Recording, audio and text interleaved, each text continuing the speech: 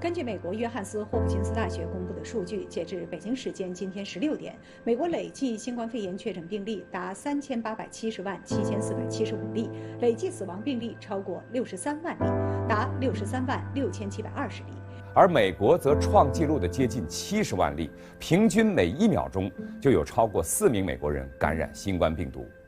美国医学机构甚至预测，由于奥密克戎席卷全美，美国在1月底就可能达到单日新增280万例。大概率按照这个情况，我认为现在美国的防疫模式已经进入了祈祷阶段，就是祈祷上帝显灵，祈祷上帝啪打一个响指，1秒钟这东西没了，神奇的消失，就跟我操，学的真像。美国是当之无愧的全球第一抗疫失败国，全球第一政治甩锅国，全球第一疫情扩散国，全球第一政治撕裂国，全球第一货币滥发国，全球第一疫期动荡国，全球第一虚假信息国，全球第一溯源恐怖主义国。要跟美国打仗了，你知道吧？你们还是这样子。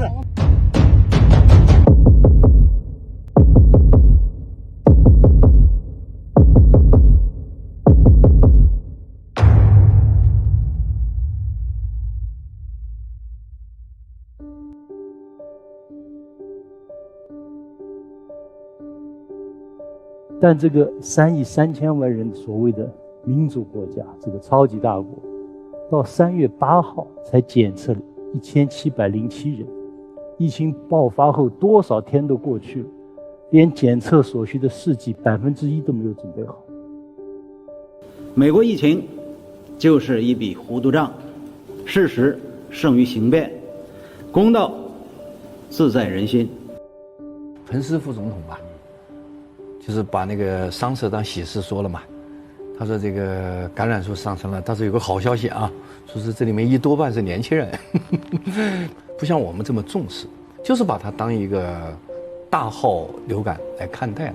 那就准备好像与这个病毒共存吧。共存意味着开放国境，不再执行严格的防疫政策，不再要求清零，需要经历恐慌的阵痛期，意味着人类的日常生活回归2019。说句极端的话，美国要证明自己是世界霸权，证明是当之无愧的世界领导者，他应该交出一份什么答卷，拿什么来证明作为自己新的大邦，我有全球最好的控制新冠疫情的方法、策略和成效。他有吗？他没有。这在一定程度上证明，他是一个越来越像一个被时代淘汰的霸权。他仍然是一个霸权，但他引以为傲的东西正在慢慢的过时。不知大家最近有没有关注美国疫情？最近美国那边可谓是沉浸在一片喜悦当中。之前饱受疫情折磨的美国人开始庆祝疫情结束。怎么说呢？虽然人们告诉自己结束了，但还是没有完全结束。没错，疫情最终会过去。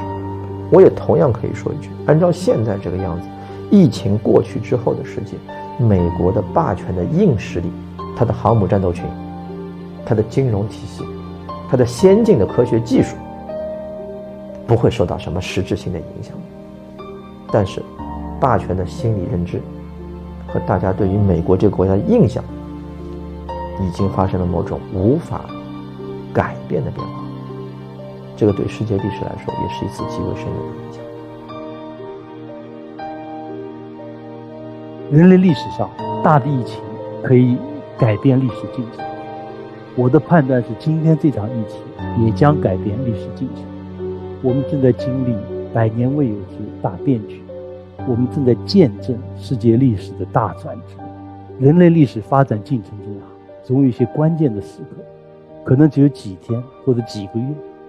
但世界格局就再也不一样了。我想这次疫情可能就是这么一个转折点，让我们共同见证吧。